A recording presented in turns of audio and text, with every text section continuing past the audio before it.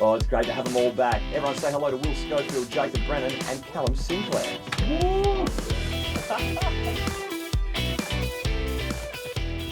Mate, it's very good to be back this year. I'm a little disappointed with the lack of beard I have this year. We've lost that from last year. We've also lost Carl Morton, but the beard's probably a bigger loss. Sorry, Carl.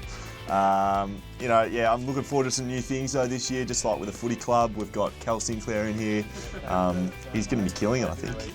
I'm a rookie, so just like my football, that's where I've started out. So I'm on the rookie list for my first season of the radio show, but I'm going to work my way up and try and go all right. Cal's that sort of guy, he talks a lot, but I think he, majority of the time can back it up. So I'm hoping he's going to be all right. Like myself, he's a private schoolboy from Victoria. I like getting Victorians involved. I mean, I can only see positive things. Just got to keep the listeners, try and keep the listeners engaged, because, Will and Jacob can kind of go on their other rants and raves and things like that, so I'm going to try and really level it out. Of course you can.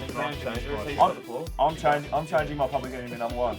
It's Callum Sinclair. Look, I'm really keen to go again the second year. I think we can really build on something that we did last year. It was now in a proper studio instead of the old dungeon out the back, and really looking forward to not being so rattled this year. I'm kind of thinking he's going to be rattled this year again. He's very good with his waffle reports. It's one of the highlights of the show, but his general, nature is to sit back, take things in, add a little bit here and there. I'd really love him to get, a little bit outside of himself and, give something back to the boys. Ash Smith, excellent. Ran amok, it says here. Good on you, Smithy. Probably taking me spot.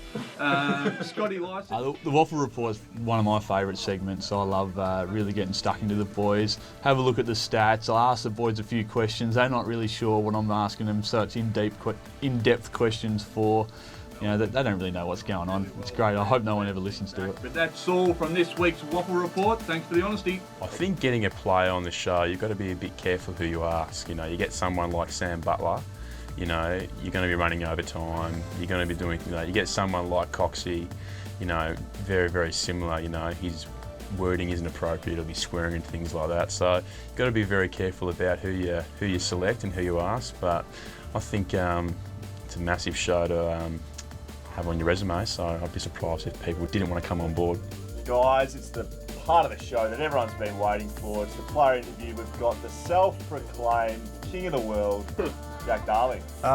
Media is something that I think down the track I'd like to, look into and maybe take up. But as I'm playing footy, it's just an interesting thing to do. Like, I'm a big footy fan in general, so playing it's obviously a dream come true. But I actually like talking about it and stuff like that. So being involved in the media and doing this stuff for the show, it's been a good sort of avenue for me while footy plays, and then hopefully after I can have a look into it.